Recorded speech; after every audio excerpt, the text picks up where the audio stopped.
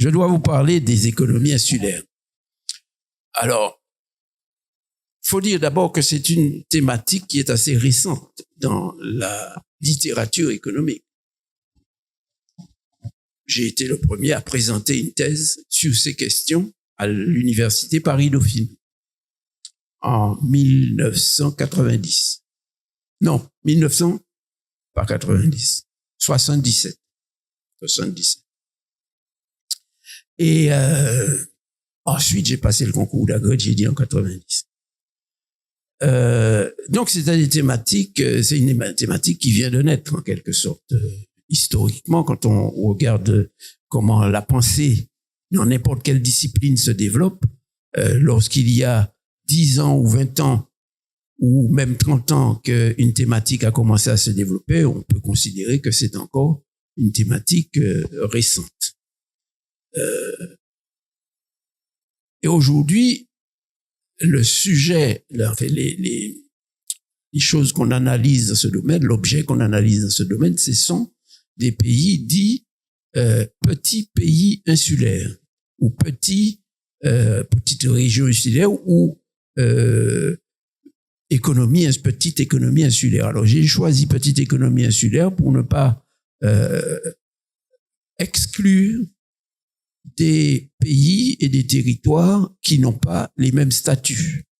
Donc, la partie économique a beaucoup de ressemblances entre différents pays insulaires, même si certains de ces pays peuvent être indépendants, d'autres peuvent bénéficier de statuts d'autonomie, d'autres peuvent être, comme c'est notre cas, intégrés dans une économie nationale ou métropolitaine. Il y a toujours quand même des aspects économiques qui sont communs, et même si certains sont plus prononcés dans un statut que dans un autre, même si certains sont plus anciens dans certains cas que dans d'autres, etc. Mais on retrouve un peu un certain nombre de choses communes. Alors, voici les caractéristiques déjà des pays et territoires qui sont sous-entendus dans ce que je vais dire. Ce sont des territoires qui ont entre 300 et 100 000 kilomètres carrés. Le plus grand d'entre eux, c'est Cuba, par exemple. Je vais aussi dire que les pays insulaires dont je parle sont répartis dans les 3 océans de la planète. Mais je ne parle pas de toutes ces économies insulaires. Je sous-entends dans ce que je dis essentiellement les économies insulaires de la Caraïbe. Et donc,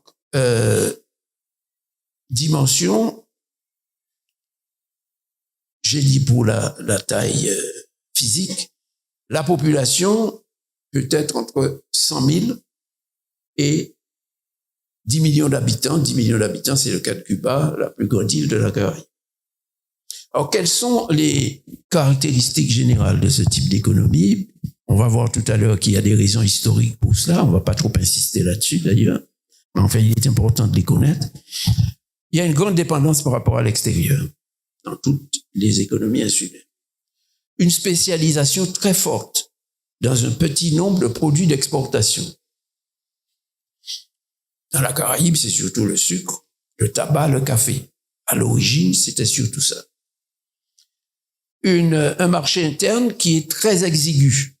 Un marché quand la Martinique avait près de 400 000 habitants, 397 000 habitants il y a 10 années de ça, c'était une très petite économie.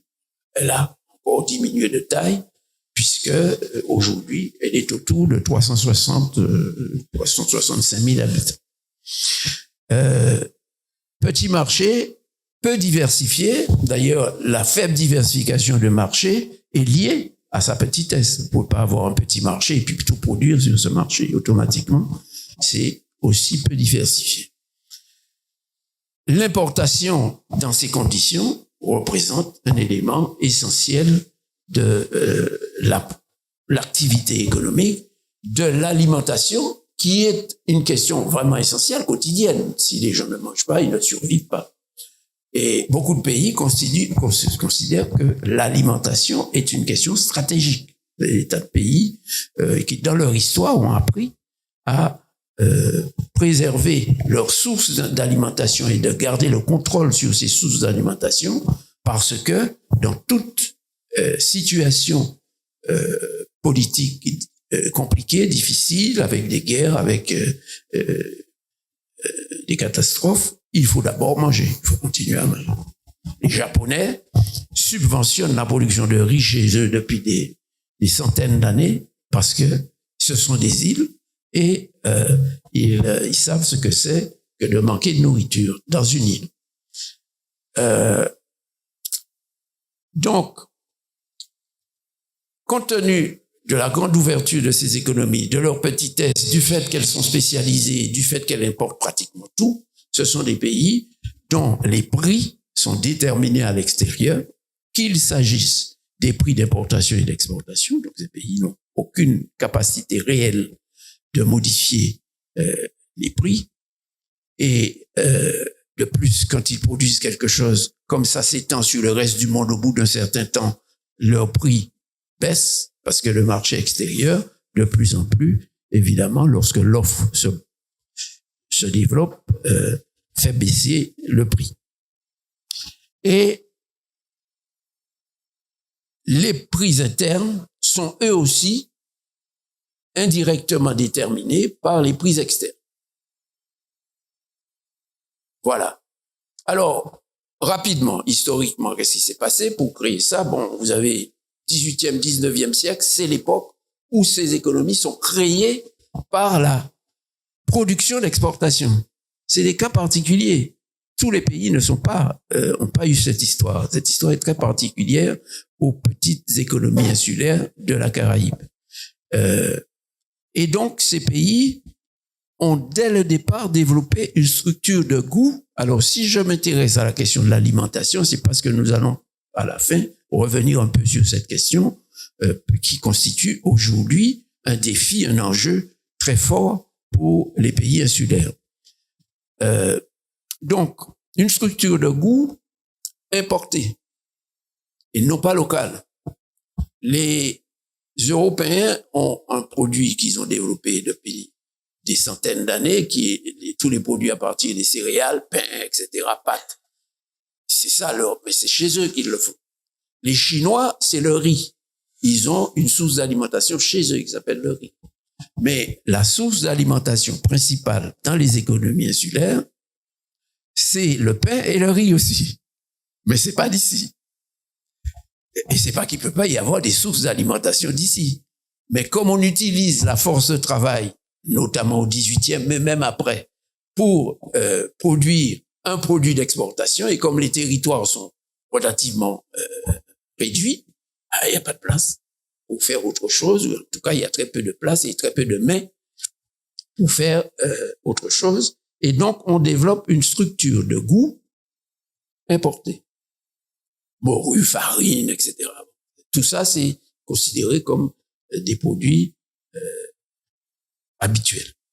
Alors, on passe sur l'abolition de l'esclavage qui se passe pas de la même manière dans tous les pays, ni à la même date. C'est toute une période où on assiste à ça.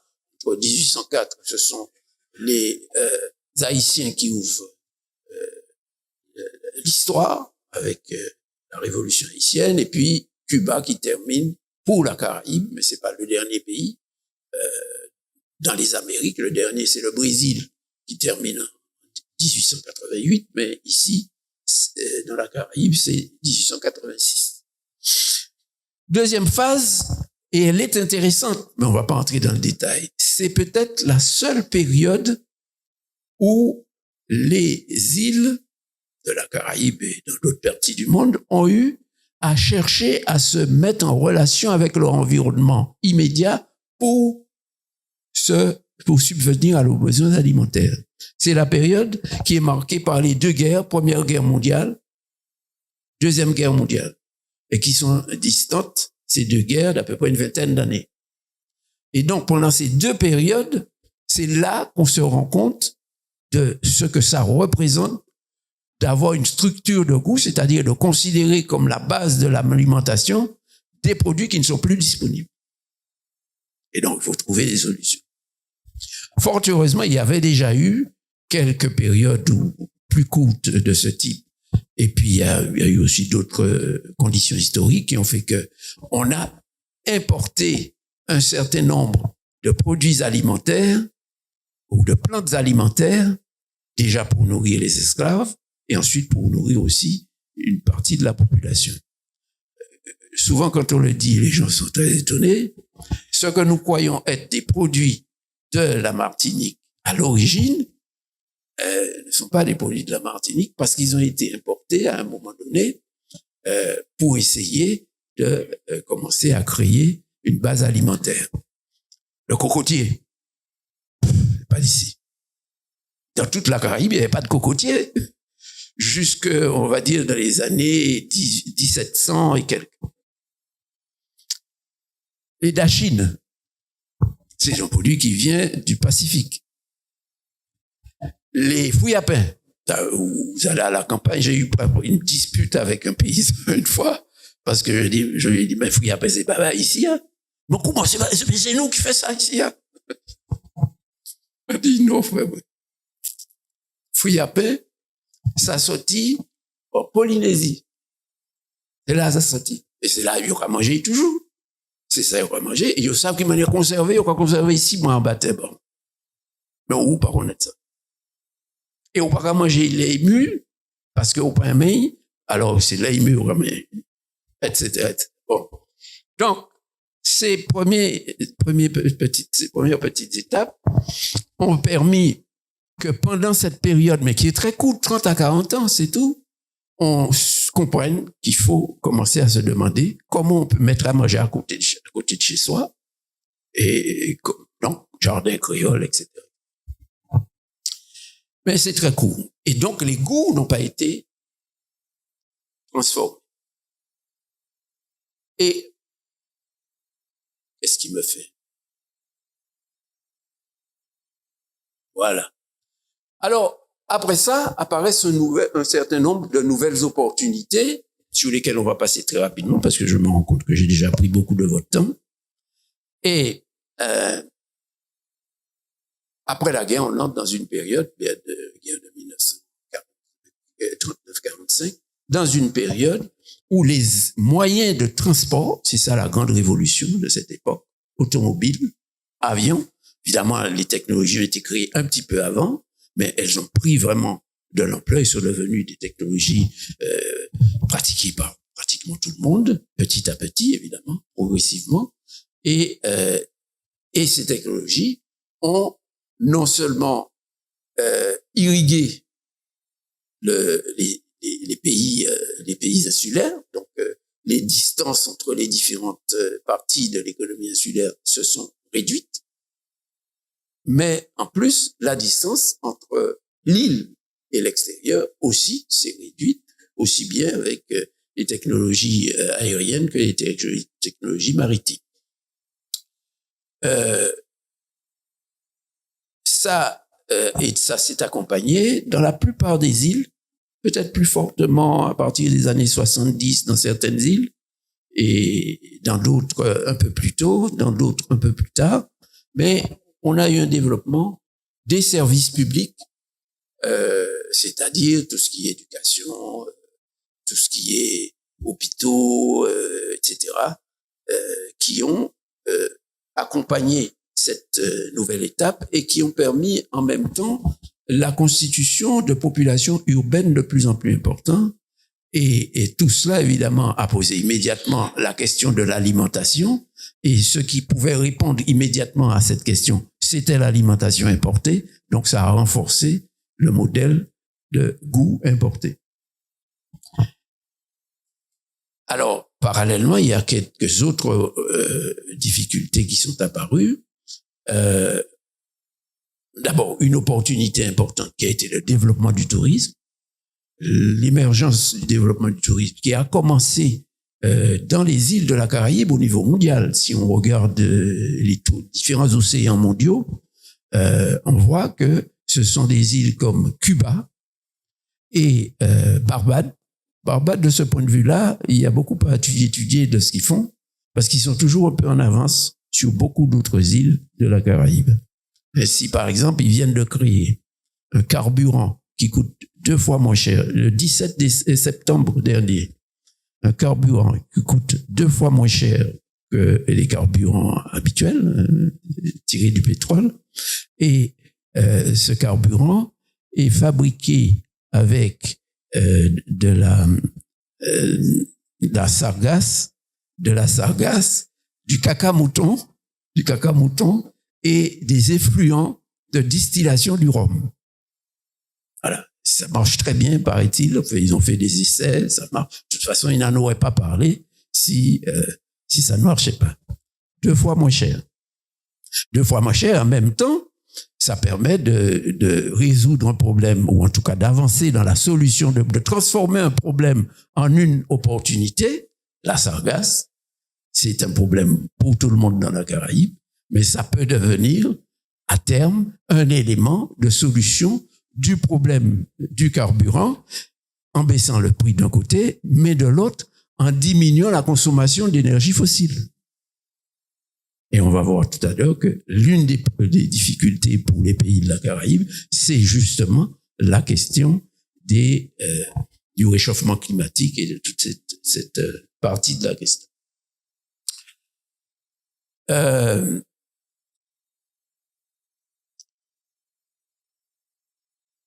Donc, on a vu un petit peu les éléments de ces opportunités. Alors, notons aussi que vous avez, pendant cette période, du fait du développement des services publics de santé, d'éducation, etc., vous avez une baisse du taux de mortalité, l'allongement de la durée de vie, c'est vrai un peu partout dans le Caraïbe.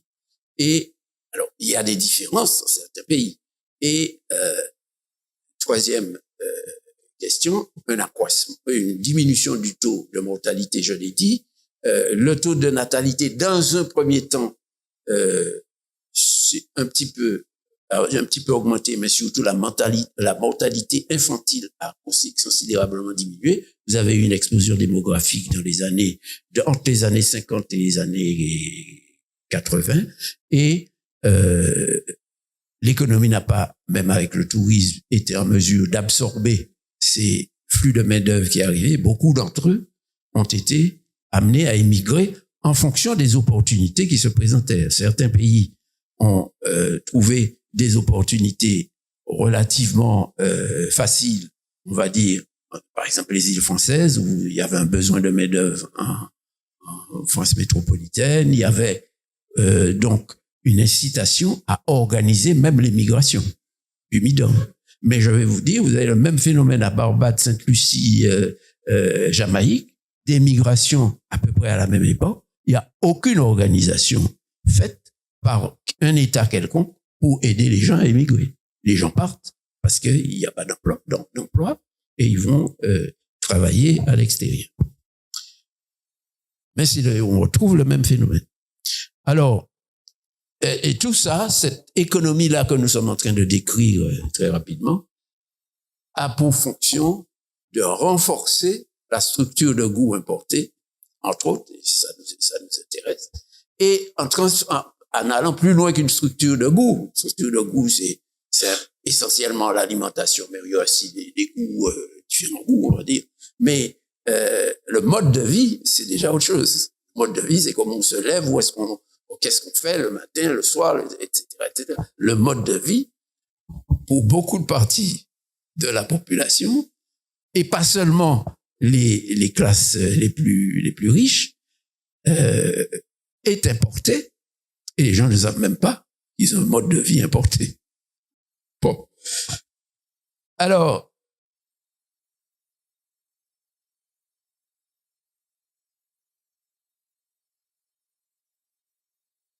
ça veut dire quoi? Ça veut dire que les biens essentiels alimentation santé sont entièrement, leurs prix sont entièrement déterminés par l'extérieur.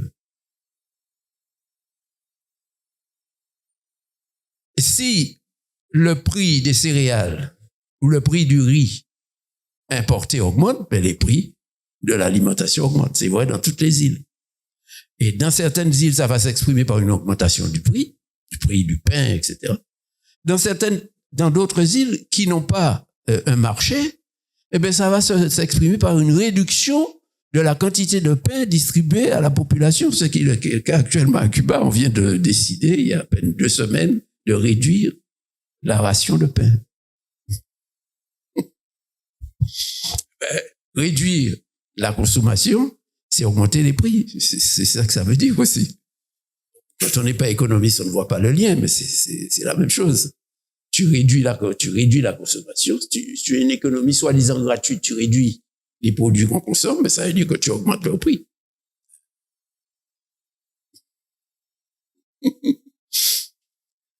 Bon, donc,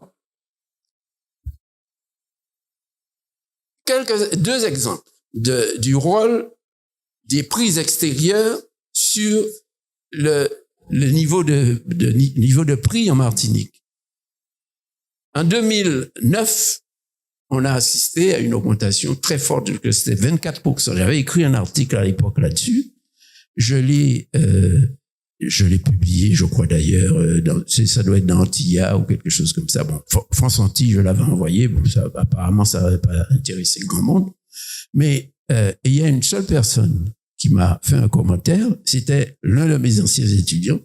Et il m'a dit, enfin, il y a une personne qui a apporté une explication compréhensible de ce qui se passe. Mais tout le monde était parti dans l'esclavage, qui avait fait ceci, qui avait fait cela, que les béquets, blablabla.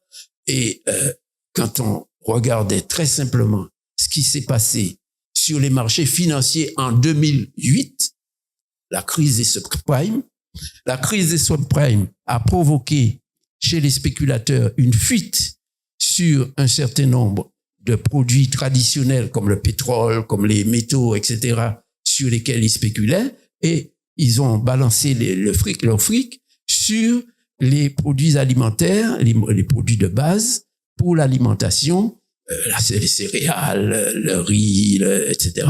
Et ça a monté de manière extraordinaire. Et ça se traduit l'année d'après, 2009, parce que les phénomènes économiques ont une durée de vie. Il y a un temps de latence, ça ne se fait pas comme ça. C'est pas parce qu'il y a eu une augmentation de prix là, aujourd'hui, que demain matin, tout le monde est dans la rue. C'est pas comme ça que ça se fait. D'ailleurs,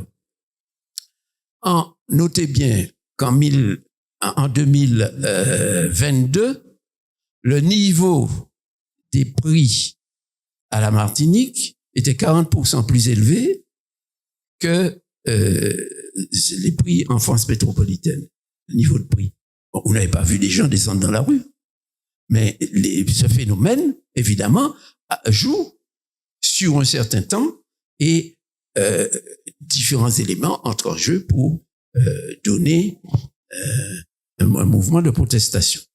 Deuxième exemple de question de vie chère, c'est le fait, le problème actuel de vie chère. Alors, jusqu'ici, je n'ai entendu personne parler de la diminution de l'offre de céréales et donc d'augmentation du prix de céréales qui s'est produite depuis 2 ans avec l'entrée en guerre de la Russie contre l'Ukraine, pour dire les choses bien. Pas la guerre d'Ukraine, c'est la Russie qui attaque l'Ukraine.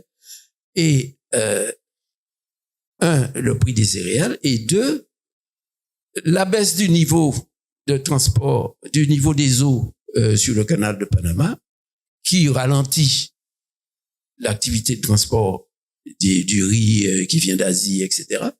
Et évidemment, ça coûte de l'argent, ça. Parce qu'il faut rester sur le port, il faut rester en stationnement. Si on est en stationnement, il faut nourrir l'équipage, il faut faire fonctionner l'électricité, etc. dans le bateau. Ça coûte plus cher au bout de certain temps, c'est évident. Et puis, la difficulté de passer par le canal de Suez, la mer Rouge au canal de Suez, avec les outils, c'est ça, les outils. Donc tout ça s'accumule. Et petit à petit, ça s'exprime en une montée des prix. On n'a pas besoin d'aller chercher dans ça la question que ce serait un tel ou une telle ou un groupe social qui aurait brusquement augmenté ses marges. Sinon, c'est qu'on ne comprend pas les mécanismes économiques. Les mécanismes économiques, c'est que si vous achetez quelque chose à un prix, si vous ne voulez pas faire faillite le lendemain, il faut le vendre plus cher parce que vous avez utilisé une épargne que vous auriez pu utiliser à autre chose. 2, vous avez pris un risque. Donc, et ce risque, c'est justement que les prix tombent le lendemain. Et donc, il faut que vous ayez une compensation parce que personne ne va décider de faire ça sinon pas une compensation.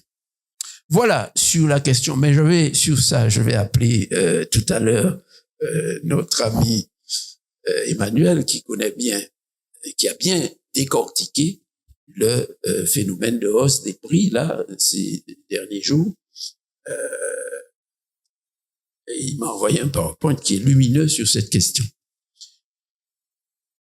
Mais la vérité est que on a ce phénomène dans toutes les économies insulaires et même dans d'autres économies. Mais dans les autres économies, si vous prenez une grande économie comme l'Afrique ou enfin un pays d'Afrique ou bien l'Égypte, je ne sais pas, vous avez des régions qui vont compenser.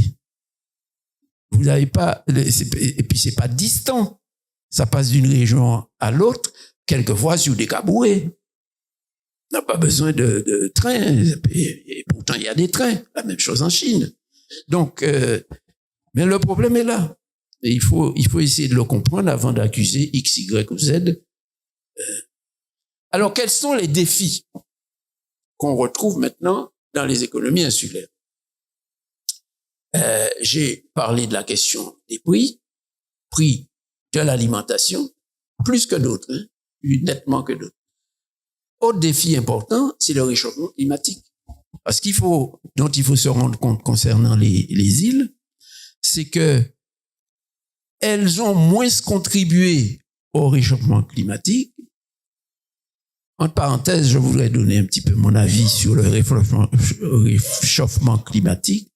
Je pense qu'une bonne explication, parce qu'on a beaucoup politisé cette question aujourd'hui, mais je pense qu'une bonne explication du réchauffement climatique doit faire la jonction entre les travaux mathématiques qui ont été faits depuis les années 30 par un grand mathématicien qui a montré qu'il y a des cycles du système solaire qui sont dus et que ces cycles ne sont pas parfaitement homogènes, qu'il peut y avoir des différences à certains moments. Par exemple, l'axe de la Terre n'est pas de la même oblicité pendant des centaines d'années. Il peut y avoir une modification de l'angle de la Terre par rapport au Soleil, par rapport à son plan d'existence et par rapport au Soleil. Et donc, ça aussi, on a d'ailleurs fait des carottages dans les pôles qui ont démontré par les couches de végétation, de différentes matières que l'on trouve quand on fait un carottage, qu'il y a eu des cycles qui se sont mis en place ainsi et qui ne sont pas dus au fait qu'il y avait des automobiles qui émettaient du gaz, du CO2.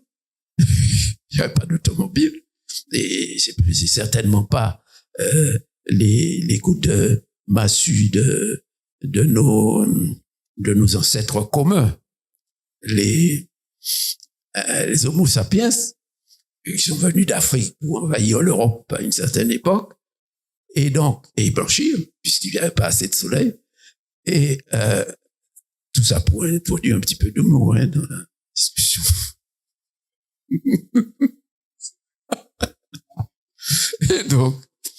et donc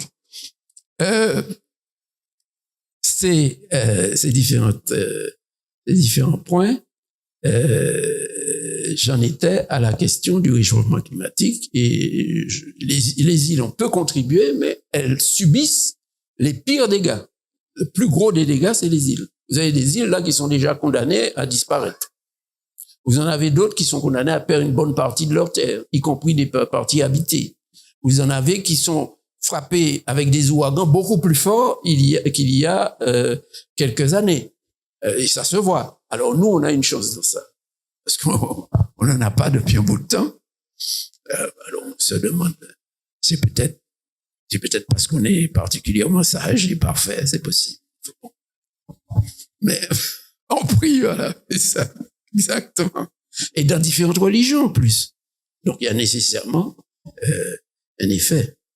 Et donc, érosion, violence des manifestations, cyclones et autres, ça c'est les îles. Et donc, il est nécessaire de concevoir, mais ça a déjà commencé, c'est un peu timide, mais les organisations internationales, j'ai quand même pas mal lu pour préparer cette petite chose, les organisations internationales ont commencé à comprendre que il y a d'abord une dette, plutôt il faut payer les dégâts de systèmes dans lesquels les îles n'ont contribué que très peu. Et que, en même temps, ce sont ceux qui en souffrent aujourd'hui le plus. Autre défi, c'est le narcotrafic. Alors, vous allez me dire, mais pourquoi le temps? Ben oui, nous, on n'est pas encore vraiment marqués par ça, encore que. Mais si vous avez des îles, la Jamaïque par exemple, où il y a un taux de criminalité extrêmement élevé, en fait c'est quelque chose comme 70 personnes, criminalité liée à la drogue. Vous avez eu à Trinidad, il n'y a pas très longtemps, il y a 1 an et demi de ça, une guerre de gangs, et qui a eu des répercussions ici. Ça, c'est des rapports que j'ai lus qui m'ont permis de dire ça. Je suis pas de la police. Et c'est déjà très fort dans certaines îles. On peut prendre l'indice de nombre de personnes tuées par arme à feu par an. Des îles sont extrêmement affectées par ça, mais la Martinique est affectée de plus en plus. On est parti de 2, il y a 5-10 ans, on est maintenant à 7 de taux. Donc, voilà. C'est ça l'un des points importants sur cette question-là.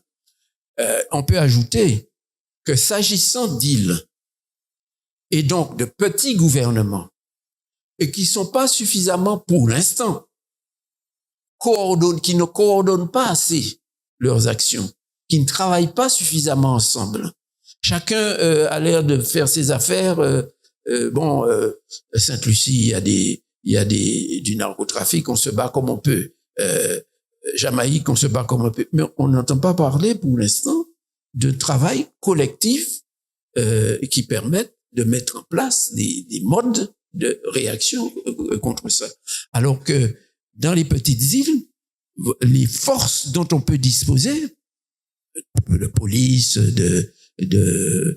d'espionnage des camps en fait des activités des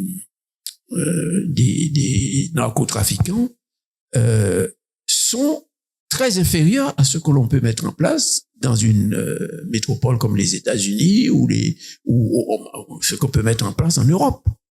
Et donc, on est dans une situation où le danger est très fort dans les économies insulaires de la Caraïbe de trouver des gouvernements qui sont complètement débordés par la question du narcotrafic. Pas seulement parce qu'on vole mais parce que des gangs qui sont évidemment l'expression même du narcotrafic commencent à avoir d'autres projets que simplement de vendre des produits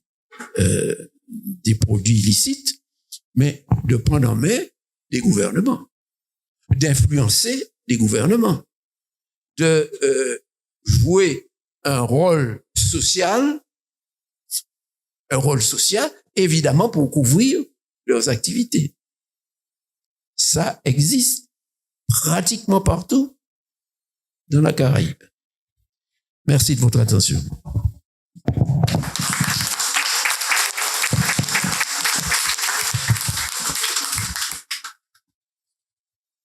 Des questions?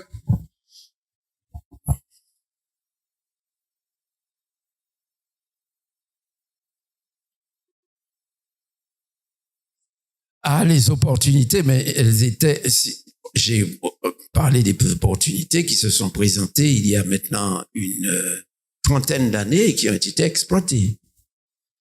Pour l'instant, je n'en vois pas de nouvelles très significatives. C'est pourquoi je n'en ai pas parlé, d'autant que les défis, les contraintes me paraissent beaucoup plus prégnantes aujourd'hui que les opportunités. On a mis en place un certain nombre de choses. Le risque, me semble-t-il aujourd'hui, peut-être de perdre une partie de ce qui existe. Alors, on peut essayer de travailler sur des possibilités. Par exemple, vous avez la question des prix alimentaires.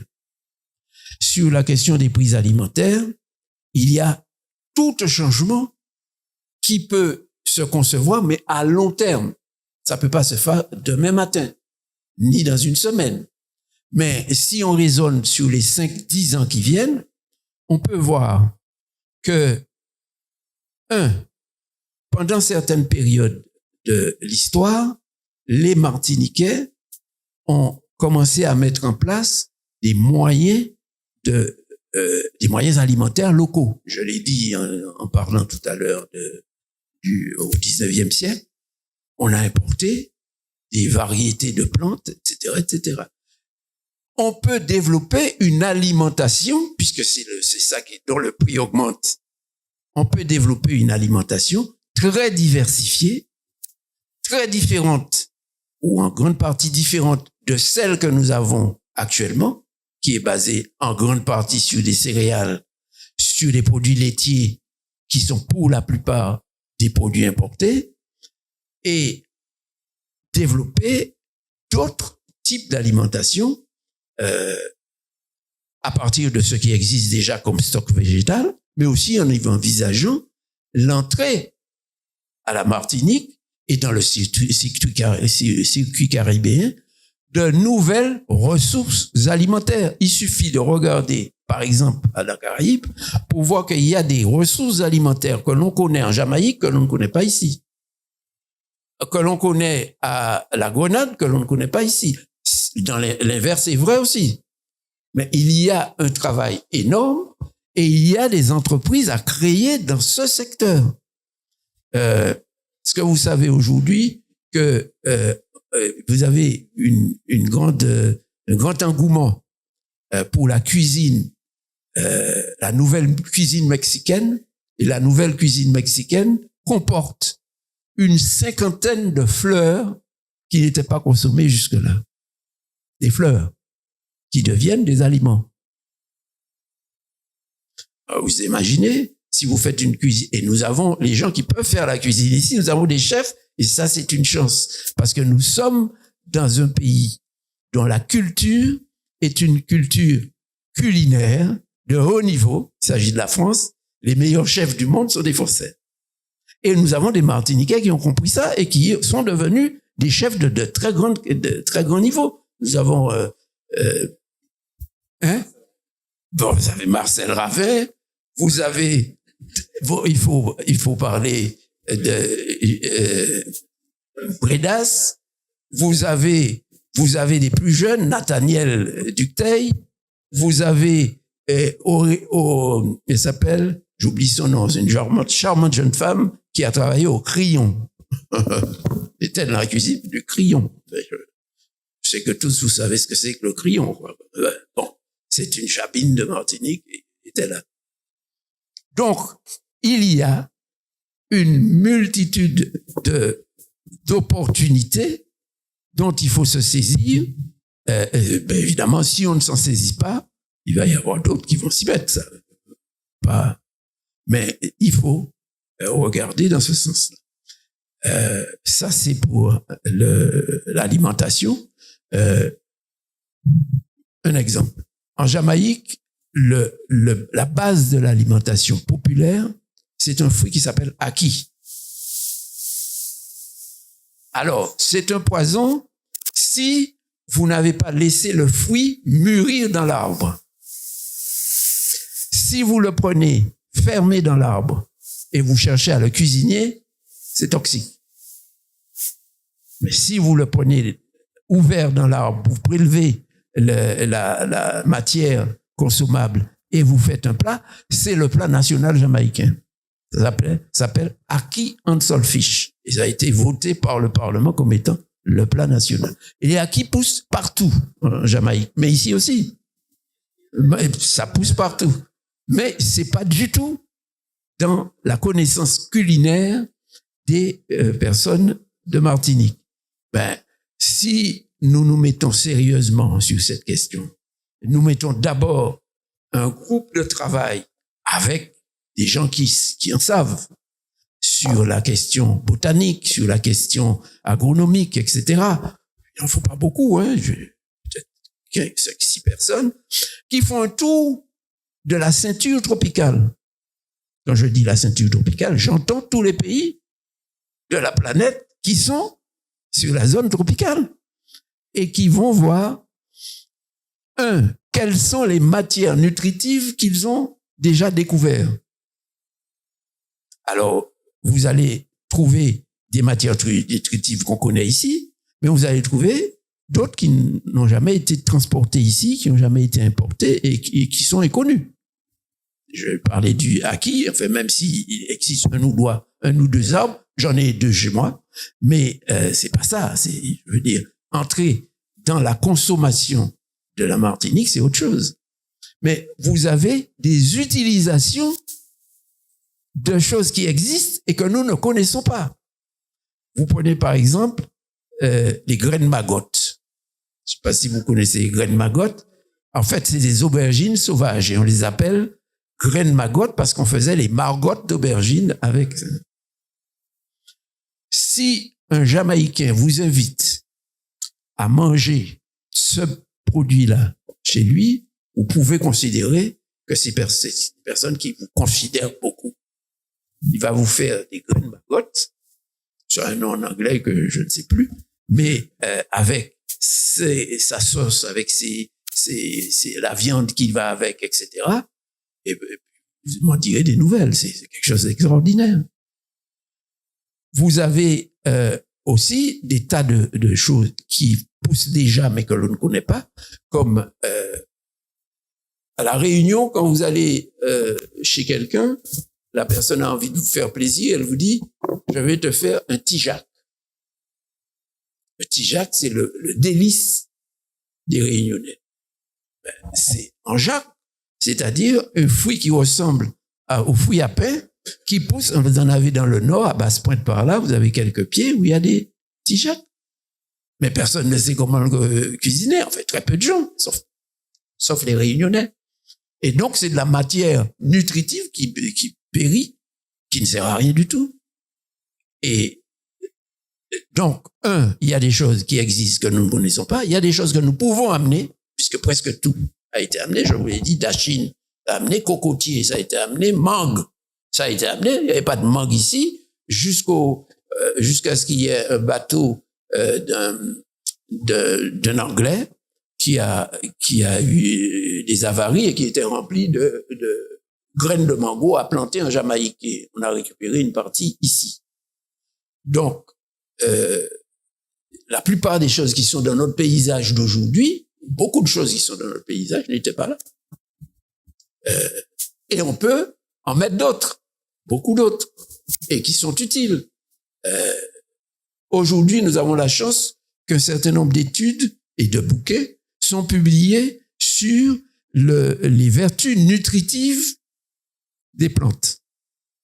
Vous avez Longfoss, qui est un pharmacien, et qui a travaillé sur ces questions-là. Il a sorti chez Orphée une série de bouquins qui sont merveilleux dans la mesure où vous pouvez y regarder. Il va vous dire comment telle ou telle plante va vous permettre de garder la forme jusqu'à un certain âge. Comment telle ou telle plante peut être utilisée pour soigner telle ou telle chose, etc., etc. Et la santé n'est pas seulement une question de médicaments. La santé est une question de nourriture aussi. C'est-à-dire, ce que vous mangez tous les jours peut détruire la santé que vous essayez de maintenir par des médicaments. Et à l'inverse, vous pouvez ne pas prendre de médicaments et avoir une bonne santé parce que vous mangez ce qu'il faut et au bon moment et avec le bon rythme, etc., etc. Les gens du gros monde le savent puisque au gros monde, nous avons le taux de centenaire le plus élevé du monde. Alors, c'est intéressant. J'ai travaillé sur cette question, j'étais à une conférence. C'est une question qui devient très, très d'actualité, on en parle beaucoup. Et c'est une question qui a été mise un peu au goût du jour par un professeur il était géophysicien, ou astrophysicien, il était astrophysicien, il s'appelle Michel Poulain. Michel Poulain, ça ressemble à un nom de la Martinique d'ailleurs. Michel Poulain est un monsieur qui est professeur émérite de démographie à l'université de Louvain, mais qui a été enseignant professeur d'astrophysique et qui, à la fin de sa carrière, a laissé l'astrophysique et s'est spécialisé en démographie. Il a travaillé sur ces questions-là. Et ce qui l'a intéressé, c'est la question de la longévité. Comment des peuples peuvent rester, des gens peuvent rester en bonne santé et avoir une vie très active et garder leur tête jusqu'à 100, 110, 120 ans. Alors là, c'est un peu sa question. Et il a identifié dans le monde, il avait déjà identifié il y a 20 ans de ça, 5 zones. Les zones bleues, alors on les appelle zones bleues. Je le connais personnellement, le personnage. J'ai parlé beaucoup avec lui. Il m'a dit on a appelé ces zones bleues parce qu'il avait un feutre bleu au moment où il entourait les zones où il y avait beaucoup de centenaires. Et donc, il a découvert une zone au Costa Rica, il s'appelle Nicoya, où il y a 6 centenaires pour 10 000 habitants. Il a découvert une zone en Italie, en Sardaigne plus précisément. Il en a découvert une autre en Grèce. Il en a découvert une autre au Japon, ce qui n'étonne personne. Et puis, alors au Japon, on est sur du 6-7 pour 10 000 habitants. Dans les autres régions dont je vous ai parlé, on est sur du 5-6. Dans le monde développé, c'est-à-dire les États-Unis, l'Europe, on est sur du 3 pour 10 000 habitants. La France étant le mieux placé, 3, 4 pour 10 000 habitants. On est sur du 2 pour 10 000 habitants aux États-Unis. Mais à la Martinique, on est à 11 pour 10 000 habitants. On est à 11 pour 10 000 habitants. Officialisé par mon ami, le professeur Poulain. Et je suis allé moi-même au cœur de cette affaire dans une réunion à laquelle m'a invité le maire du Gros Monde. Et j'ai appris que pour la Martinique, c'est 11 pour 10 000 habitants, mais pour la commune du Gros Monde, où il n'y a que 9 000 habitants, c'est 19. Alors, et le maire me disait avec une pointe d'agacement, et puis c'est pour la prendre 3 ans, il mettait Trinité. Parce que c'est là qu'il y a un EHPAD. Donc, donc, il y en a tellement qu'on en prend pour mettre dans d'autres communes. Bon, donc je vous souhaite à tous de vivre aussi longtemps. Merci.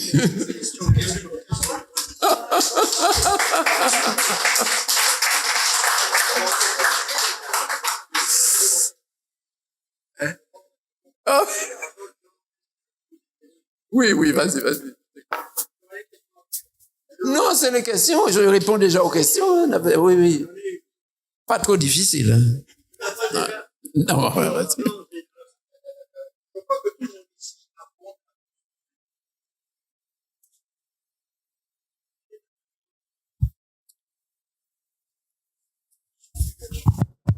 Oui, j'ai de la famille qui est dans l'agriculture. Il y a des années, à la Martinique, ils ont planté de l'avocat. On a essayé d'exporter de l'avocat. L'autre jour, j'ai entendu un agriculteur qui plante le fruit qui ressemble au litchi, là, le rambutan. Le gars pleurait parce qu'on lui a volé en une nuit toute sa plantation. Ça m'a fait de la peine pour le gars. Vraiment, hein. Ouais. Le gros problème qu'on a aux Antilles, tu viens de dire la faiblesse de notre marché, on n'est pas nombreux, c'est la main-d'œuvre. Je sais qu'il y a beaucoup de gens qui cherchent des ouvriers agricoles pour travailler et n'en trouvent pas. Donc, ça c'est une première question. Qu'est-ce que tu vois pour ça? Est-ce qu'il faut légaliser les gens, politiquement incorrect de dire les personnes qui veulent venir ici, les immigrés qui viennent ici, pour les mettre en machin, pour travailler ce que certains ne veulent pas faire. Je suis désolé. Deuxièmement, j'oublie ce que je voulais dire. C'est le vol et trouver des travailleurs, etc. Et voilà. Bon, alors, il y a une chose aussi, toi qui es économiste, comment on pourra faire en sorte que le prix de la consommation locale au marché, comment il fait les prix et comment ça peut être plus cher que ceux que finalement on voit dans le supermarché. Alors c'est des produits locaux. Voilà. Je termine là. Merci. Ouais.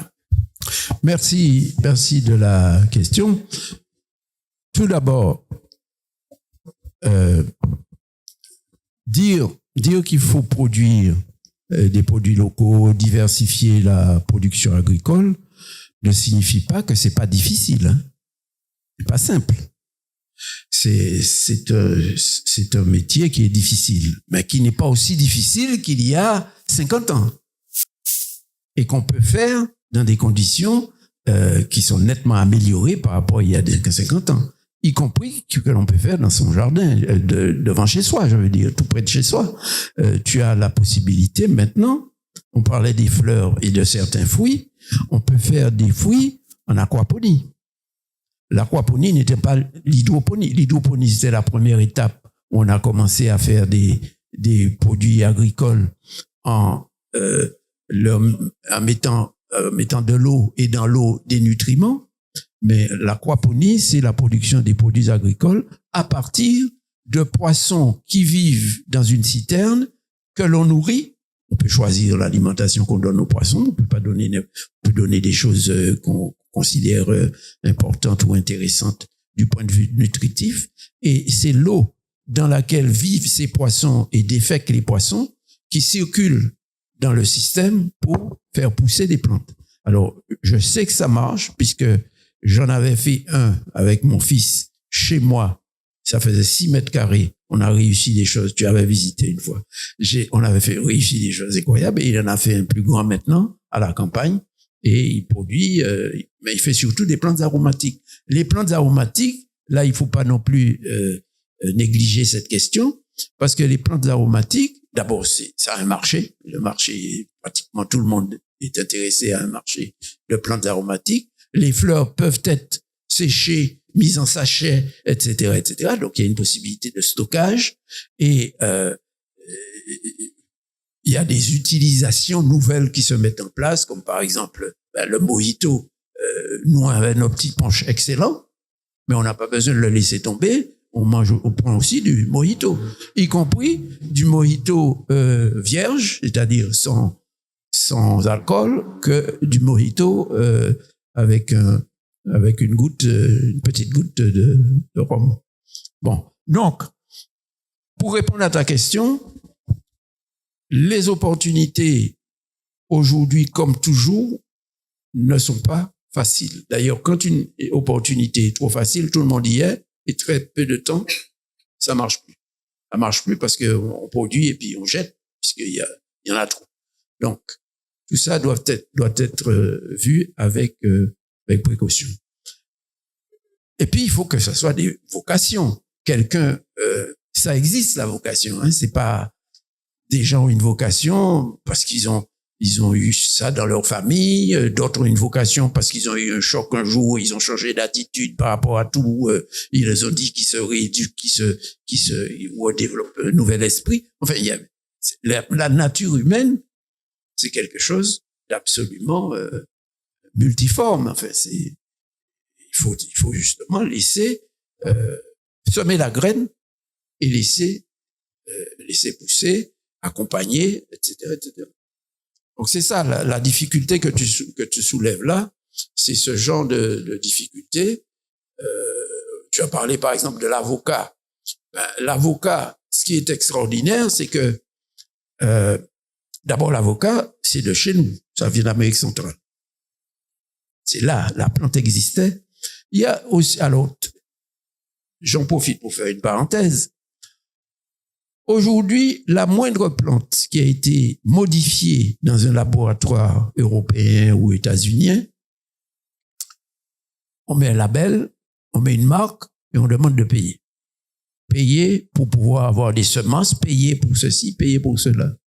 Mais tous les produits d'origine en réalité, et quelquefois où il y avait déjà beaucoup de variétés qui avaient été mises en place par d'autres procédés que les procédés de laboratoire, eh bien, les gens qui ont travaillé à ça, c'est-à-dire les Incas, les Aztèques, les Incas pour la pomme de terre, pour le maïs, les Mayas pour le cacao, pour la tomate, pour la pomme de terre aussi, eh bien, on leur a jamais donné un label pour ça. Mais peut-être qu'il faudra commencer à avoir des labels pour les produits qui sont mis en place, qui sont créés par des gens comme vous et nous. Ça aussi, c'est une progression qu'il faut réussir. C'est pas simple, mais les dispositifs existent déjà.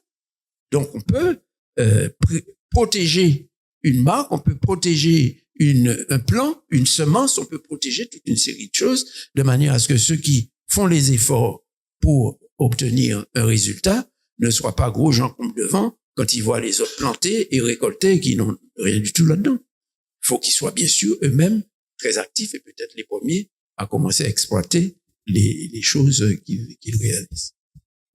Voilà. Ouais, oui, Jean, tu as évoqué souvent des opportunités, des contraintes et en même temps la démographie. Est-ce que pour toi, la démographie, notre contexte démographique aujourd'hui, est une opportunité ou une contrainte? Alors, sur la question de la démographie, je pense qu'il faut quand même se mettre en tête qu'il n'y a pas une population définitivement optimale dans aucun pays. Pourquoi la population de la Martinique serait la population à avoir et ce devrait être 400 000 habitants? Pour quelle raison? Il n'y a pas plus de raison que nous ayons 400 000 ou 200 000, sauf si on a fait une étude des sols, des disponibilités, des ceci, des cela. Mais il faut sortir de sa tête cette connerie. C'est une connerie de penser que parce qu'on a toujours eu 400 000 habitants, ben il faut 400 000 habitants. Si on n'a pas 400 000 habitants, c'est la catastrophe. Mais ça peut être mieux. C'est pas ce que je pose comme problème. C'est ça repose sur quelque chose qui ne tient pas vraiment la route. On ne peut dire qu'une population est optimale dans un pays que si l'on a étudié la capacité de production de ressources du pays, la capacité d'utilisation de ces ressources et la quantité de population qui serait la meilleure. Mais quelle est la quantité qui est la meilleure? La Barbade a 280 000 habitants. Or, ça fait le tiers de la Martinique. D'accord? La Martinique, on en avait 400 000, on en a 360 000 maintenant. On n'a pas changé de dimension. Alors, il n'y a pas de... Et si tu prends Singapour, ils sont 2 millions. 2 ou 4 millions, je crois. 4 millions, ouais. 4 millions, ils étaient à 2 millions. Mais ça va vite, ça va vite. Bon, donc, mettons de côté ce type de discussion. Parce que je ne crois pas qu'il y ait vraiment un aboutissement. Alors, bien sûr, si on se rend compte qu'une population vieillit et a de moins en moins de personnes jeunes, voilà. Ça, c'est une question qui est tout à fait palpable. C'est pas...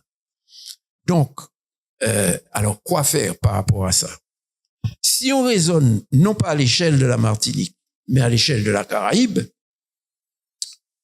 on va se rendre compte, premièrement, que toute la Caraïbe, c'est des gens qui ont immigré là, et que depuis toujours, il y en a qui émigrent. Tout le temps.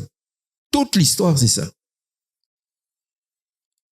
Et donc, il n'y a pas de tort à émigrer quand on en a besoin, et il n'y a pas de faute à immigrer quand il y a des opportunités, quand on peut participer à quelque chose. La faute, c'est si on arrive là et on veut dominer ceux qui sont là. Ça, il faut accepter. Mais on peut, de la Caraïbe, avoir des gens qui viennent ici, et ça a toujours été l'histoire, hein. C'est l'histoire de la Caraïbe comme ça. Les gens émigraient au début du siècle dernier, c'est-à-dire dans les années 1900 à 1914, jusqu'à la guerre, ils émigraient dans d'autres pays de la Caraïbe. Ils allaient, des Martiniquais. J'ai une vieille tante qui a fait sa jeunesse et une bonne partie de sa vieillesse en Haïti. Et en Haïti, c'était un pays où on allait parce qu'il y avait des opportunités, il y avait une vivacité, il y avait une vie, il y avait des choses. Donc, circuler dans la Caraïbe, c'est une chose tout à fait estimable et acceptable. Alors, comment ça peut se faire?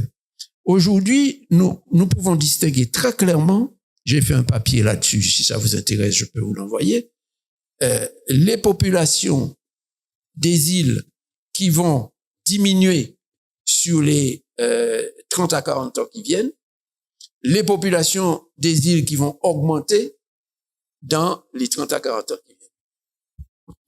C'est très clair.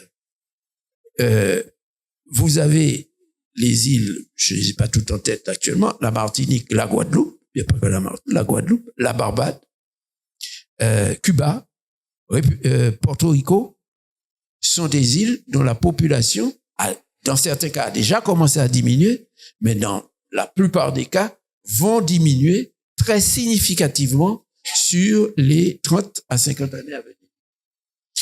Alors, on peut les remplacer parce qu'il y a d'autres îles où la population est en surplus.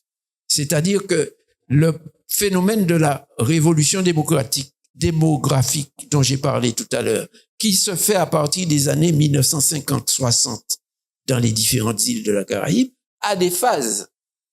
Il y a des phases qu'on a étudiées, qu'on connaît, et on en a énuméré 5. La 5e phase, je vais pas raconter parce que c'est compliqué à raconter, on peut faire une autre conférence sur ça peut-être, c'est la phase 5, c'est là que se trouvent les îles où la population diminue et vieillit. C'est là que ça se trouve. Et on sait déjà que Cuba, d'ici 2100, aura, je cite de tête, 6,5 millions d'habitants. Porto Rico, d'ici 2100, aura, si toutes choses égales par ailleurs, hein, si rien ne change, je veux dire, les tendances qui ont été identifiées, aura 2,5 millions. Barbade aura 160 000, enfin, etc. Et vous avez déjà des îles qui ont déjà passé la crête de cette courbe. C'est le cas de la Martinique. Donc, on est parti en descendant. C'est le cas de la Guadeloupe. C'est-à-dire qu'on avait la population maximale, on l'a eu il y a déjà une dizaine d'années en Guadeloupe, une quinzaine en Martinique, et ça commence à diminuer. Ben, on peut très bien, la Guyane, non, ils sont pas du tout dans ce cas-là. Ils sont en phase, et ceci par l'immigration. Donc, on peut très bien compenser, et d'ailleurs, spontanément, les gens viennent d'un certain nombre d'îles où il y a encore la progression démographique, viennent habiter ici, travailler ici, soit temporairement, soit définitivement. Haïti, Sainte-Lucie, vous en avez, et puis vous commencez à en avoir d'Amérique latine, Venezuela, Colombie, etc., Afrique aussi. Alors évidemment, ça dépend aussi des strates de métier, ça dépend de beaucoup de choses. Mais la Martinique est un endroit où les gens viennent. Il n'y a pas que des gens qui partent désespérés et qui fait que les gens, non. Si on veut bien faire attention et se concerter, se voir, se parler, etc., il y a de l'espoir. Il y a pas, je suis pas du tout dans la vision que nous sommes dans la merde et que ça va être plus en plus la merde, etc. Pas du tout dans ça. Je suis pas non plus éberlué par. Mais les opportunités sont là, et la Caraïbe, il faut y penser comme étant que nous sommes dans un bassin d'ensemble, et où les gens ont des éléments de culture. Faut pas les confondre quand même, hein, parce qu'il y a des différences. Mais il y a des éléments de culture qui nous rapprochent très fortement. Il y a la question de la langue qui est évidemment une difficulté, mais qu'est-ce qu'il y a de plus beau que d'apprendre une langue? Je trouve ça extraordinaire d'apprendre des langues. Aujourd'hui, encore plus qu'avant. On peut apprendre simplement chez soi, avec un ordinateur, avec ce que vous voulez. Et créer un monde où tout le monde parle 3 ou 4 langues, bien. Pas du baragouin, hein, bien. Y compris le créole. Mais parlez bien. Il va parler n'importe quelle manière. Donc, c'est ça, c'est le fleurissement d'une société, d'une civilisation, que de développer toutes les capacités humaines qui existent dans une civilisation. Voilà. Merci beaucoup. Oui, mon cher Jean, merci pour cet excellent exposé. On ne s'attendait pas à autre chose. Parmi les opportunités, il y a un élément que tu as un peu abordé et qui me semble fondamental, c'est la coopération. Et en particulier, il y a des éléments qui avaient été mis en place déjà, dont à un moment donné, on a voulu créer un espace de développement durable. Et qu'est-ce qu'il en est actuellement de cette coopération? Et quelles sont les contraintes en face, quoi? Alors, sur la coopération, c'est très bien de soulever cette question, Hector. Et puis, merci pour le petit mot amical que tu as dit au départ. Je me suis beaucoup intéressé à cette question de la coopération depuis le début. Il y a 2 aspects qu'il faut déjà concevoir, voir. Quand on commence une coopération, ça commence par des gens qui se connaissent, qui commencent à se rencontrer, qui commencent à se connaître. Et ça, c'est une étape que nous avons franchie.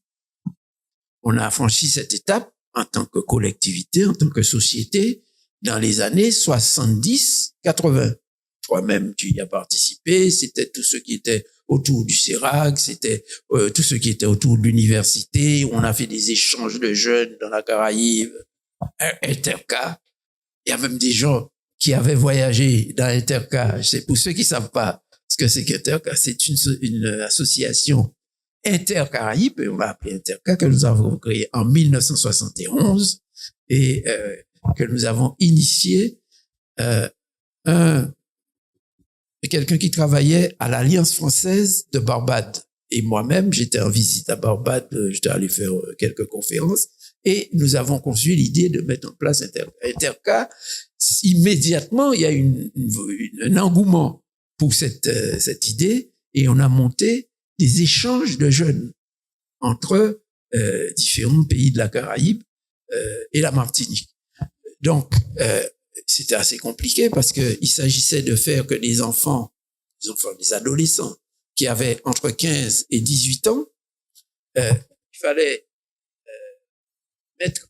mettre en adéquation des dossiers, passer par les écoles secondaires, mettre en adéquation des dossiers de jeunes, voir donc ce qu'il y avait comme possibilité dans leur famille, combien d'enfants, combien il y avait de places disponibles, est-ce qu'il y avait les sanitaires et ceci et cela, et ensuite les marier en quelque sorte, les dossiers, et faire que un ou deux jeunes de Barbade, par exemple, viennent à la Martinique, passent 15 jours chez une famille martiniquaise, et le coup d'après, les enfants de cette famille vont passer 15 jours. Bon. Et nous avons fait ça ça a dû durer de 1971 jusqu'aux années 2000, hein, au début des années 2000. Et les chiffres à l'époque, c'était 2005 ou 3000 personnes qui ont pu voyager comme ça dans l'année en question. C'est-à-dire que le chiffre a augmenté d'année en année. 2000, c'est pas le total, c'est l'année. C'était 2000, je crois, entre 2200 et 2500. J'ai plus ça complètement en tête. Mais, et puis les gens, c'était du travail bénévole. Personne ne demandait quoi que ce soit. On faisait ça parce que on croyait à quelque chose.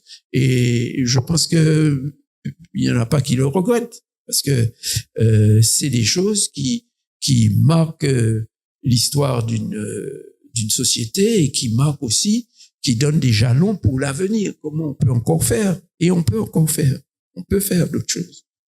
Mais voilà, ben il faut semer. On peut ressusciter. Voilà. Ouais, juste un truc. Jean, oui. Voilà, tu nous disais que parmi une des raisons qui fait que nous avons une augmentation des prix donc de la vie chère, c'était les gangs de tout ce qui est vente de drogue et de produits illicites. Et que ces gangs avaient une telle puissance. J'ai pas dit ça. Hein. C'est une des raisons. Non, j'ai pas dit que l'augmentation des prix des produits alimentaires c'est lié à la question de la drogue. Hein. Non, pas du tout. J'ai pas dit ça. J'ai dit qu'il y a eu des hausses de prix et que ces hausses de prix, c'est pas la première fois, que ces hausses de prix, on les retrouve dans toute la Caraïbe.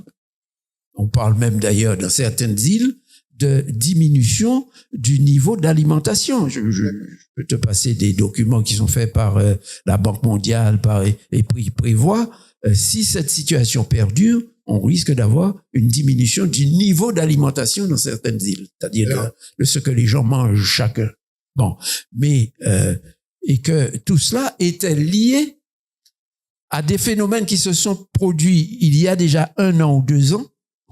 Les premiers sont liés à la guerre en Ukraine, parce que l'Ukraine et la Russie sont des grands fournisseurs de produits alimentaires au niveau mondial, de céréales, enfin de produits de base pour produire de l'alimentation, et que d'autre part, les bateaux qui viennent d'Asie, qui transportent notamment du riz, mais pas uniquement, mais du riz aussi en Europe, et notre approvisionnement n'est pas direct, se fait nécessairement par l'Europe, ont des difficultés à passer par leur circuit habituel avec la guerre, les guerres qui se font dans la zone. Non, mais donc, je sais pas du tout, non, je tiens à insister, il n'y a pas du tout de rapport entre la drogue et l'augmentation des prix dont il s'agit. D'accord. Donc, il y a juste un truc que tu disais, c'est que ces forces, ces gangs arrivent à avoir une telle puissance, ils arrivent à contrôler le gouvernement en place.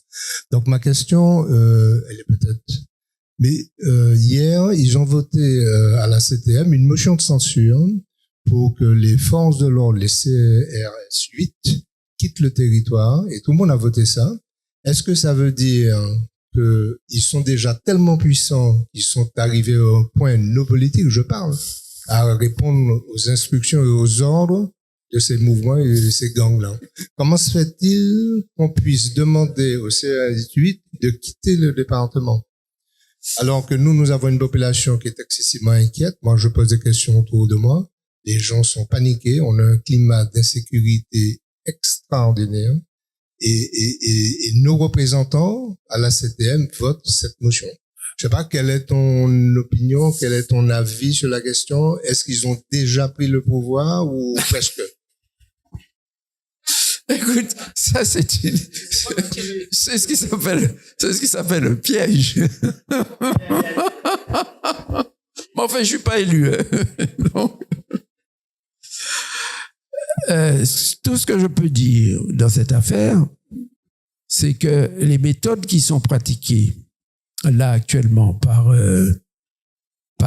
ceux qui sont à l'origine de cette mouvement de vie chère, les méthodes ne sont pas très loin des méthodes des gangs.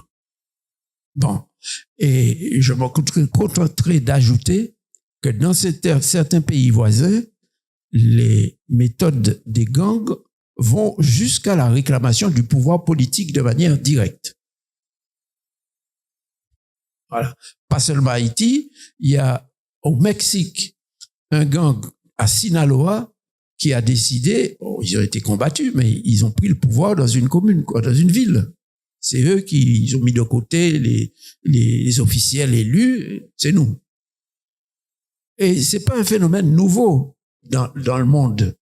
Parce que si on regarde ce qui se passait aux États-Unis dans les années 30, 40 par là, vous aviez des gangs de Siciliens notamment qui avaient la prétention de jouer un rôle en politique, qui mettaient des politiques, des gouverneurs sous leur autorité.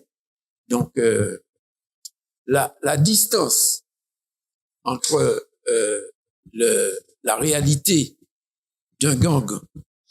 Une petite. On me dit qu'il y a 2 Dacia qui bloquent.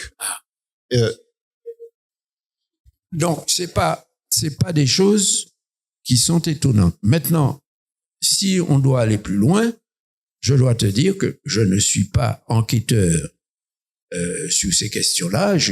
Ça demande des études très précises. Et ce sont des gens qui ont pour métier de regarder ce qui se passe dans une société. C'est les renseignements, etc., qui peuvent te dire de manière plus précise quels sont les liens qu'il peut y avoir entre ce qui se passe ici et les gangs. Alors, cela dit, la position des politiques, à mon avis personnel, est une position qui n'est pas la bonne. Je pense qu'il faut que les politiques disent « nous avons été élus et c'est nous qui représentons la population ».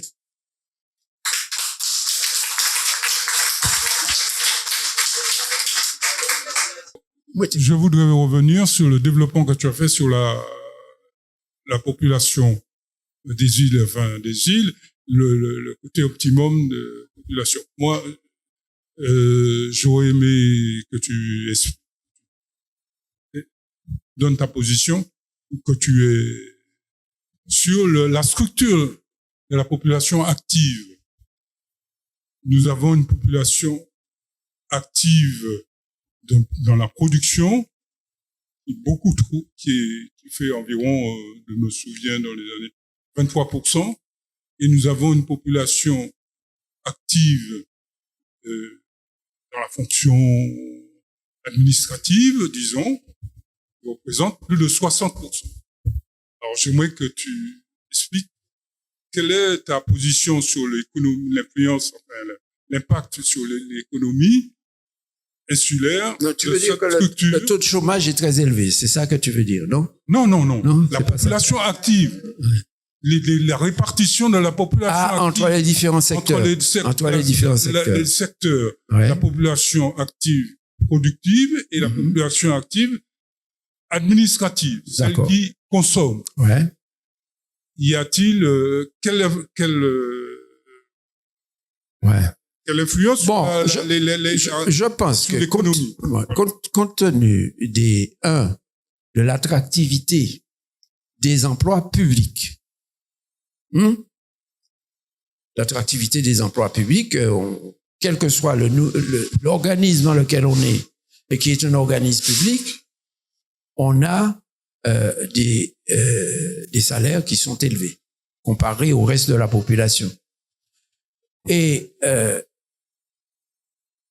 c'est pas une bonne solution que d'employer systématiquement des gens dans le secteur public. Il y a un moment où le secteur public commence à être pléthorique, où il y a des gens qui ne font pas ce qu'ils ont à faire parce que il y a tellement de monde qu'on n'a pas vraiment besoin que tout le monde travaille.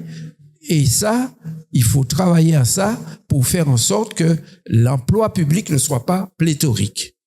Cela dit, est-ce que l'emploi public, parce qu'il n'est pas pléthorique, va permettre d'avoir des emplois dans d'autres secteurs? Ça dépend des initiatives des gens. Si les gens ne prennent pas d'initiative, s'ils sont pas formés pour, s'ils sont pas orientés, ben ils vont être là en chômeur. Donc, ta question, c'est celle que j'ai comprise. Est-ce que le nombre de personnes employées dans le secteur public est optimal? C'est ça que tu...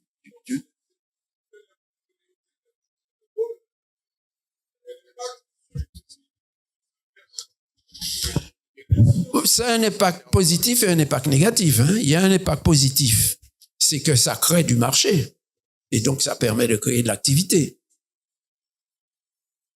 Et il y a un impact négatif, ça crée un modèle que l'on cherche à imiter. Ce sont des données humaines. En fait, c'est comme ça que ça se passe. Tu as des gens qui gagnent bien leur vie, tout le monde a envie de gagner bien sa vie. Ceci, même si le secteur dans lequel ils sont n'est pas un secteur qui contribue au développement de la production, ou alors qui contribue jusqu'à un certain point, mais où il y a un moment où il faut arrêter de le développer, tout simplement parce qu'il commence à y avoir des emplois qui servent à rien. Donc c'est une question de politique. Oui, vas-y. Oui, bon, Jean, tout d'abord, on approche de la fin de la réunion, donc je vais passer le micro au président qui va conclure, mais je voulais faire une petite intervention d'abord pour te féliciter. Je pense qu'on a entendu des choses très claires, très précises.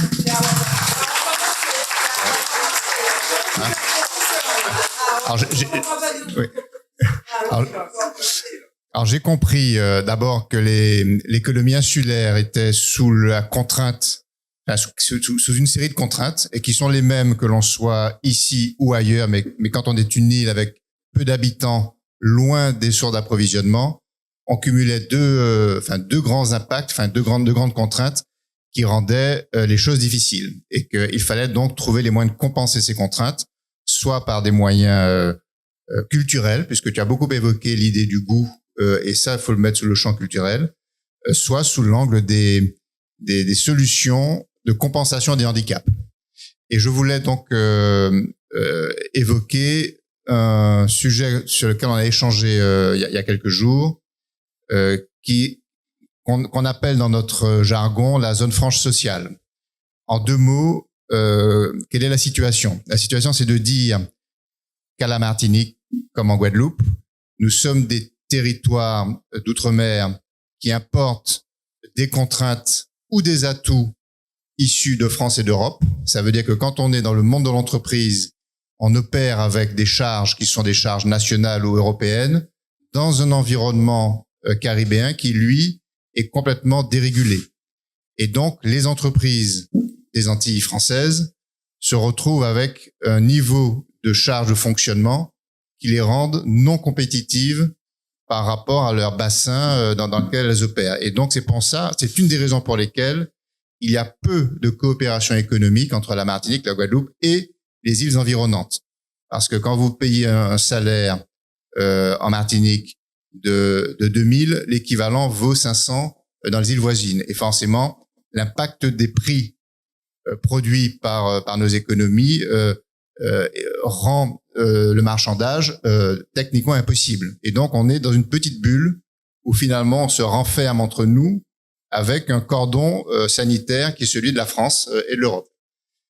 Et donc, une des idées, et on en avait discuté, j'avais également échangé avec Rodolphe Désiré là-dessus, qui consiste à dire, on peut obtenir par dérogation, on peut en tout cas lancer le débat de réduire nos handicaps de manière à nous rendre un peu plus compétitifs dans notre bassin caribéen. Et ça pourrait passer par le principe de ce qu'on appelle une zone franche sociale, qui consiste à dire on abaisse de manière très forte le coût d'exploitation des entreprises à travers les charges que payent les entreprises sur les salaires, pour que les salariés voient leur salaire diminuer de ce qu'ils versent en cotisation sociale, augmenter. Et pareil pour les entreprises, c'est-à-dire que quand un salarié aujourd'hui, il a sur sa fiche de paye 2 000 euros de salaire, lui, il paye sur ces 2 000 euros des charges sociales d'à peu près qui correspondent à peu près à 20%. Donc son salaire net arrive à 1 500 euros. Et dans le même temps, l'entreprise, elle, paye des charges patronales et ça lui coûte à peu près, ça coûte à peu près 3 000 euros. Donc pour qu'un salarié dans sa poche ait 1 500 euros, l'entreprise doit débourser 3 000 euros. En gros, voilà le gap.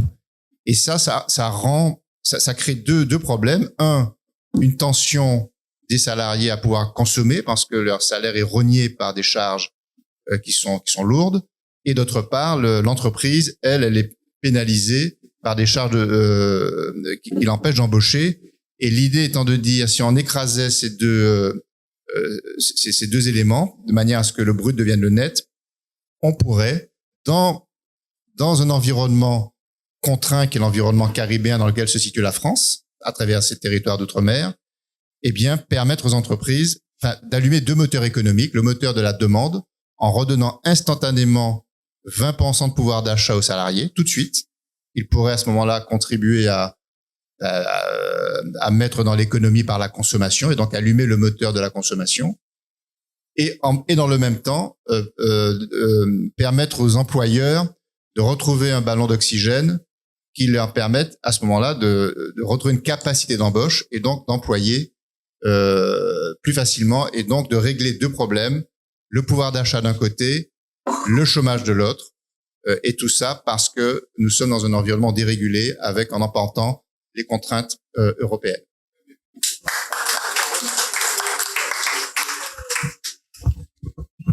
Je sais que le professeur aurait abordé cette question pendant à peu près une demi-heure, mais je vais le priver d'une réponse pertinente et certainement appréciative de ce que Emmanuel a depuis quelque temps travaillé. Ça fait partie de nos préoccupations à tous créoles, c'est de nous pencher sur les réalités économiques et les réalités sociales, les réalités spirituelles, morales, pour que nous puissions faire de nos différences une œuvre collective. Faut pas oublier que nous sommes là pour ça. Nous ne sommes pas tellement là pour regarder dans le détail les grosses erreurs. Je parle à mon camarade des grosses erreurs que les politiques ou que les ecclésiastes ou que les autres peuvent faire. Nous sommes là, nous, pour travailler notre pierre brute à nous. Certains qui connaissent ces genres de formules-là comprendront de quoi je veux parler. Et c'est ce faisant avec de bons ouvriers comme le professeur, de bons maîtres comme le professeur, que nous allons accéder à une maîtrise d'abord de nous-mêmes, de notre association, de notre conception de la vie collective, et puis si un jour peut-être ruisseler, irradier sur notre environnement, sur notre société. C'est à ça que je vous demande de participer. Sachez que les tergiversations, les crispations politiques, sociales et tout vont toujours à un certain moment achoper sur le bon sens, sur la raison, sur la cohérence. Parce qu'il y a beaucoup de gens comme le professeur, comme Emmanuel et puis comme vous tous pour calmer un petit peu les passions, les ardeurs, les aberrations que notre système, comme tous les systèmes planétaires, politiques et autres, nourrissent et connaissent. Je vous remercie beaucoup. Je remercie beaucoup le professeur. On va faire un petit applaudissement encore. Mettez-vous debout. Allez, bougez. Allez. Ouais.